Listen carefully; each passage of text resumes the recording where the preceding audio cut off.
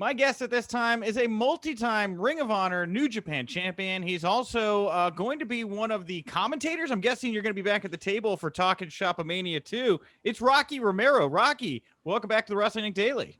Thanks for having me, Nick. It's great to be back. Yes, I will be a commentator. That's one of my many jobs, but I'm also an executive producer. Oh, okay. Wow. That's, you know, you and moving Chavo, up in the world, If Glow hadn't been canceled, maybe Chavo could have hooked you up, you know, over there for a role or something like that. That would have been nice. That would have been nice, you know, but instead he's going to be fighting Chico Luchador in a Lucha Libre death match. And when they say death, they actually mean to the death, not any of this wrestling bullshit that we're used to where they say death match and nobody dies. Somebody is going to die in this one. I promise you that. Spoiler alert. How? You know, that's the thing, Rocky, is I woke up today to be prepared for this interview. I went and watched Talk N Shop A-Mania back again because the first time I did it, I took y'all. I'm sorry. Well, because like the first time I watched it, like you suggested, you know, or you all suggested, I was maybe a little inebriated, right? Right. I wanted to, because it's been a couple months now. For best viewing, I feel like it's like putting the 3D glasses on. It's like kind of the same deal. Be a little inebriated. You got to put the beer goggles on. You know? Exactly. And so I watched you back this morning with a cup of coffee sober. And I'm not going to lie. I know you guys joke about how this thing needs to be watched intoxicated, but this is consistent comedy. And, you know, I'll start with the Chavo stuff because I got a lot of questions too. But man, how was it for you guys getting to bring that out of Chavo and work with him? Because again, I bring up this guy's a Glow producer. He's won Emmys and things like that. What was it like to work with him on a show like this, which is very much not Glow? No, not Glow, not professional at all. Yeah. Not written by Genji Cohen or anything like that. No, definitely not written by three idiots. But Sure. I would say, you know, working with Chavo, I think I always forget how funny Chavo is, like truly funny Chavo is. Like if you go back and you think about just the early days of WCW when he started doing the Pepe thing and he was like imitating Eddie and all that. That was like the first glimpse of how funny Chavo Guerrero Jr. is. And then of course the iconic stuff that he did with Eddie in the Los Guerreros tag team and how funny those skits are. They're timeless. They're hilarious. You still watch them back and you still laugh, you know, you laugh so much. So getting to work with him, but dude, he is an amazing improver. Okay. And that's the goal that I realized, you know, really getting to work with him was just like, he's so funny improv. This one, the improv has gone up so many levels. Like Gals is always saying that like his favorite thing in the first one was Chico versus Chavo. Oh yeah. But this Chico versus Chavo is so insane, Nick. Like basically I wanted, like my idea when writing this was to break all the rules of professional wrestling, like break every single rule, every fourth wall, do as much craziness as you could possibly do. And one, like, what if like they said death match, but like they really fought to the death? Like there's going to be, somebody's going to die in this thing. Like what if, why not? You know, like I wanted to break all those rules. So that's what Chico and Chavo is. And I think it's really going to be kind of the crown jewel of this whole Talk N Shop A-Mania 2 pay-per-view. So it's going to take place in Saudi Arabia. Is that what you're saying? Yeah. Yeah, Jericho's gonna be there. Oh. Okay, got it. Undertaker, HBK's coming in. Yeah. So what you do have, like, you have Chavo there, who again, like, I love Chavo. You know, he is the real deal. You know, he's worked on a lot of shows. When he's on set with you all, is he like in work mode? Like, is he offering you all like real Hollywood advice? I would imagine he's a great resource for you all on set. 100%. The funny thing too is like, so the Chavo Chico part actually was, you know, we're doing two locations this time. So there's a Los Angeles location and then there's an Atlanta location.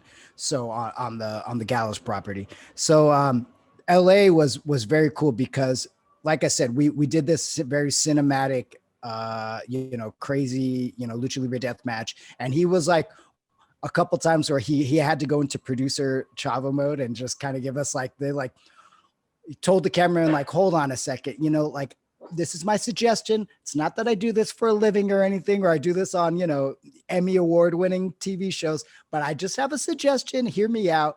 And he like set up the camera this way, had the director this way. And the director was like, yeah, I think that's really going to be the shot that's going to work. So it's like, yeah, I mean, yeah. So he has so many great ideas, and to work with him, and the guy has been doing it for so long. I mean, look at his legacy, and is awesome. So, now he's working on another show. I don't know how much I can talk about, but I know that he's working on another big show, and he's out in Australia right now. So, it's just cool to be able to work with him and have him there as a complete asset, especially for Talk N Shop A-Mania, because we're not professional at all, unfortunately. No. So, Well, that was the other. So more broadly here, we'll walk away from the Chavo stuff. But again, I was watching this morning. And it's like, God, it's like, you're back on the gas, Chico. I'm going to take this home and have sex to your belt. I know.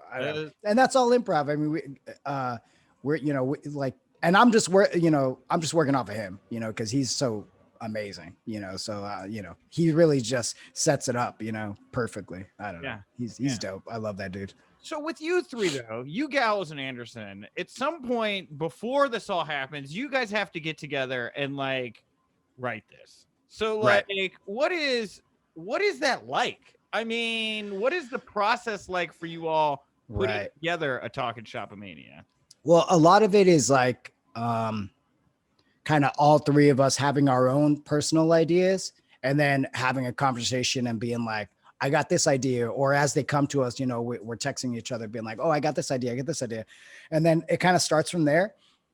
Then when we actually sit down and we, compile all these different ideas, then we start to edit the ones that are not really that good, or really not, maybe not that funny. Okay. Or, you know what I'm saying? But like, which is a lot. I mean, we just come up with a lot of stuff. And then, or if it's like, that might be a little too much, we might have to take that idea out. Like, there's a lot of that too. So, but then we finally do get together, and then we start to kind of just work off each other. And I guess it's like like any writing room would be, where, somebody sparks an idea, somebody throw and adds to it, and then somebody else adds to it. And then we just kind of go from there. And then I feel like Anderson is a good editor to be like, that's not actually, that kind of sucks. Let's just take that out. And then he's like a good editor but I think Gallows comes up with the real crazy stuff. I come with like how to do it. I feel like how to like make it all happen. Anderson comes and edits it. I think that's kind of our workflow. Okay, I got it. And that was something I was watching too, because there was like a comment Gallows makes where he's like, that hardcore match was so bad we may not even include it, right? And he was so mad, legit. He was so mad about how bad that turned out. Well, and I was like, of course it was. You booked it. I mean, like, okay. My follow-up question to that is, how bad does something have to be to not be included in Talk N Shop A-Mania? Because it's got to be pretty bad, I would imagine. Yeah. No, we haven't really. I mean, everything that we've shot, we've used. We haven't cut anything yet. So, because sometimes when you're there on set and you're doing it, it may not be that funny, but then later when you watch it back, you're like, oh, this is actually pretty good. And then there's some other stuff that you can do, I think, that we've learned in production wise, and like adding a little sound design here. And that's what's cool about not doing it live and being able to really like play with it and have fun with it, is, doing sound design on top of it. And so like, we're really hands-on, especially that's kind of like more my role, is to be hands-on with the director to really work on the sound design, really like make certain jokes pop, so like cut the music here, put the music there, like to really try to make this whole thing kind of come together, Okay, well, but before then, because that's awesome to hear everything made the cut and nobody got left on the cutting room floor.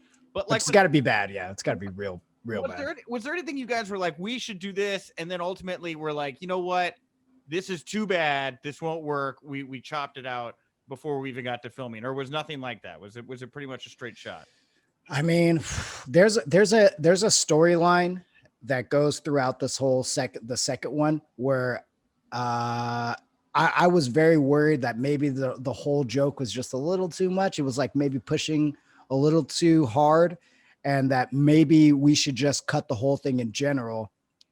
And then we kind of had to like improvise, and I don't want to ruin it because it's actually a good spoiler. So I don't want to ruin it, but we kind of had to improvise because the person then didn't even show up. So then it was like, it was a certain talent, who kind of got himself into some hot water about something that he did many years ago or something. I don't know. Like whatever. I don't want to ruin it for everybody. So like, And but yeah, but it ended up working out, and I think it's actually funnier that it was, and it's not a great joke, but it the just say Detective Helms kind of gets it through, and he's funny as hell. So Helms is a part of it, and a part of the joke, and he kind of really like saves it, So okay, I gotcha. Well, yeah. all right. One of my favorite. Sorry, it's being both so vague. I can't ruin it, Like, No, I mean, like, I feel like I understand where you're coming from. I didn't mean to yeah, put you on the spot. I was thinking more backwards, but you kind of had a thought right. that was forward.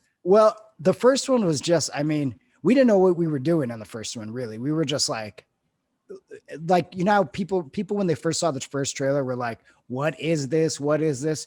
We didn't know what it was. We really didn't know what we were doing, like we were just kind of like putting these thoughts that Gallows had together and like trying to make this pay-per-view and just like, oh, if we just keep making it bad, it'll be funny. We just keep making it bad, it'll be funny. And that's kind of what the thought was. And then really the second one was like, okay, now we know what Talk N Shop A-Mania really is. How do we improve on it as much as we can and really like explore how crazy we can go, and how funny we can actually make this. So I don't know. I think it's like a good Will Ferrell movie, like you can go back. There's certain quotes that, that you can, like it's very quotable if you watch the first Talk N Shop, especially in the Boneyard match. There's so many like one-liners that those guys have, and those guys are just improvising. We don't have a script. It's a scriptment that we're working on, so it's very vaguely put together. And these guys are just going in there and like just saying the most hilarious nonsense, and it just made me laugh so hard. I mean, it's one of my favorite things of the Talk N Shop A-Mania. First one, For the Boner Yard, one of my questions was, did you guys hear back from AJ about what he thought of the justice you did to his historical WrestleMania bout? I don't think he reached out. I feel like he didn't reach out. That's surprising. You guys did this opus to like one of his greatest matches of all time. I would think you guys. I'm trying to think about. I don't think he did. I don't even think we got anything. I know Orton loved it. I know Orton thought it was magical. A lot of people thought it was magical.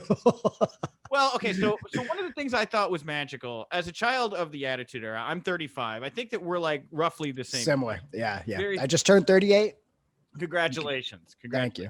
I made it this far. Isn't it? It's every year past 30, you're just like, God bless. How did I do it? Yeah, I know. I know. I look back on those 20s and it's like, anyway. Yeah. With that, say being that way, a child of the 90s, I was a huge fan of the Flock with Raven, and you guys managed to get the Flock back together largely without Raven. Right. How hard was it to get the Flock, and why no Raven? So this is funny, actually. So we tried to get Raven. Raven was the first one we tried to get, and he said yes. But then we had to actually go to him to shoot it, and we just got so busy we kind of forgot. So that's why he's not in the first one. And then listen to this. Then we booked him for the second one, put him on the poster, and then we again got so busy we forgot to shoot him again. So now it's just kind of like an ongoing joke. So like he's on the poster, and like I've tried to reach out to him, through our guy who helps us book the talent, and be like, can we get Raven just filming himself at least or something? And so it looks like this may just be a continuing, like one of these days, Raven's going to show up. I promise you. I just don't know when and where. So now it's like a thing, but yeah, no, Raven was supposed to be a part of both of them. And then we forgot. So wow, couple cocktails. We forgot about who. It's just these things are just a crazy production, and then so like if you're not there at the house, it's really hard to get it all together. It's just so many people. You're booking 20, 30 people, all together, trying to have everybody come in at different times so that we can keep as many people separated as possible. Yeah. And that, so I mean, like it's a whole thing, like we're trying to be obviously mindful of, what the world is going through. So we're trying to figure out, we're trying not to get everybody there all together at the same time, get people in and out as quickly as possible. And so it's just a lot. And we're a small crew. I mean, this thing is completely funded by the three of us, and the Talk N Shop company itself. So it's not like we have like a major, you know, Yeah. production behind us, really. You know, I mean, we don't. So it's kind of it's hard. It's hard. We're a very small company. You got that. Is, you know. You got that Ryan Barkin money. You know, you got Yeah, that we do. PWT Yes. money. We got that PWT's money. That helps. Yeah. It's just Thank you to all our sponsors. I'll pull my Okada bucks here. Nice. Look at all those. I have a friend and Ring of Honor production. These are from the Madison Square Garden show. Oh, sweet. I know these are. I don't. But here's the thing: it's like I don't know. You would maybe know. Are these labeled in a way where I know if it's from a specific show, or are they all just generically the same? I think they're. You know what? They might be different colors, to be honest. Okay, I have no idea how to verify. Because I've seen yellow ones in Japan. I've seen pink ones in Japan. Yeah. So it could be knowing the Japanese. It could be certain colors for certain events. Okay, well, there you go. Could be. Like I feel like I'm on Wrestling Pawn Stars right now. So how much is this worth? What will you give me? I have to go gamble right now. I'm gonna write it down and then I'm gonna show it to you. So let's get to Talk N Shop A-Mania 2. So we're forward thinking here. A couple of the things you guys have teased that you're going to be lampooning. One of them, of course, Retribution. Excuse me. The group of masked vigilantes. Retribution. Retribution. Retribution. Oh, okay. How do you parody a parody, Rocky? Like, what's the process? I never said they were a parody. They're a real thing. They're a real group. Okay, wonderful. What other content can we expect here from Talk N Shop A-Mania 2? So we got the Lucha Libre Death Match, Chico Chavo. We have the main event is really Ball for a Ball, you know, so basically a parody and spoof of the Eye for Eye that they did in was it Seth Rollins and Rey Mysterio. So but this way, you know, it's ball for ball. So, you know, expect a lot of ball shots and stuff like that, but it's some really amazing cameos. Scott Steiner's a part of it, you know, and I should say that, and some really awesome cameos that if you've been watching or paying attention to Talk N Shop, the actual podcast, then you'll see, like, you know, Vincent, some other really cool people come out, and just that one's just imagine the Boner Yard, but even crazier, even crazier. Yeah. And a lot funnier, just a lot of just madness. Okay. So those guys just kind of doing their thing like usual. And then obviously kind of an overall arcing storyline that kind of presents itself into the whole Talk N Shop world. Cool. All right. Well, last thing while I got you here, Rocky, the Best of the Super Juniors, cast of characters just came out. What a great crew you guys have. I was so happy to see Leo Rush in that mix there. What a commodity. What can fans expect here from Best of Super Juniors this year? And what's it mean for you to have Leo Rush in this? But ACH, I mean, it's a great card, great group. So we got the Super J Cup, which is December. Oh, that's my dog. Sorry. Super J Cup, December 12th. And that will include, like you said, Leo Rush, ACH, ELP, TJP, Clark Connors.